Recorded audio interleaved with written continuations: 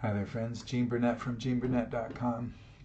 You know, I find it important to remember that everything, every single thing that can possibly be called a thing is doomed.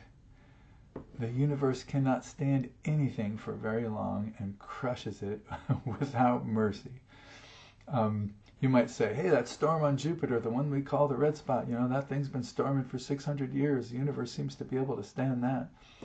But no, it can't. As beautiful as it is, that storm hasn't been the same for even 1 millisecond. It's literally constantly being discarded and replaced by a newer, slightly different version of it. And so is everything. You, me, everything we build, everything we create is constantly being replaced by a newer and slightly different version. Everything is becoming something else, and what it was before disappears. So if this continues, right, and it shows every sign that it will continue, nothing recognizable will remain. Everything may seem like it's here while it's here, but everything is on its way to becoming nothing, no thing.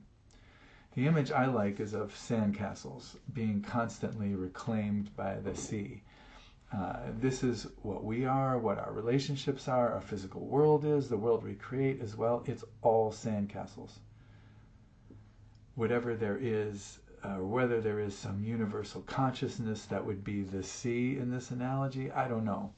But when I remember on every level that everything is a sandcastle and the tide is always coming in, it helps remind me to just do my best and enjoy what I'm doing for its own sake right now while I'm doing it.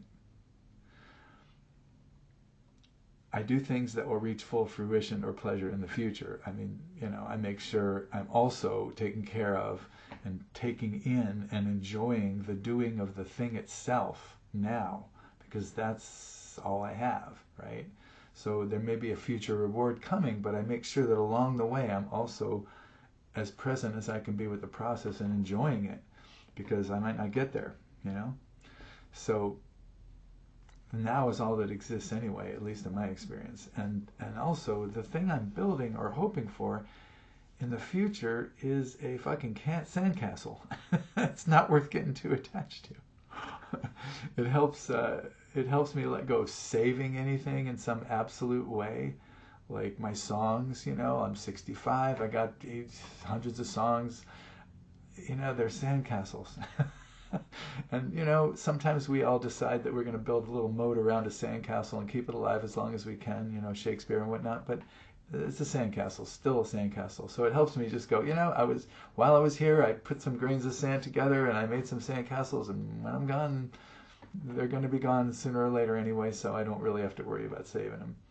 So, you know, I recognize that, you know, there's some sandcastles worth preserving for a few extra minutes, but only for the here and now use that they're put to, because, you know, not invent some sort of sense of permanence or thoughts of forever, because this ocean's coming, always, always. So our whole planet is a sandcastle. The ocean is definitely doing its thing. So sure, let's keep it healthy if we can. But it and everything on it are sandcastles and are doomed. Knowing this helps me invest in things as their own rewards and not just hang my hopes on future concerns, future outcomes. Helps me marvel at the miracle of consciousness and the marvel of this incredibly beautiful and passing thing that we call life or existence. It helps me say yes to things like love, because I'm less driven to build better sandcastles to prove how good I am at sandcastle building, and less driven to preserve the ones that I've already built. I can just focus on my love of building sandcastles. This video is one of them. So is my marriage, so is my teaching, so are my songs. The doomed nature of everything makes me appreciate everything more, not less. Because it's all sandcastles, made of sandcastles, all the way down, all the way up, all the way sideways, nothing but sandcastles.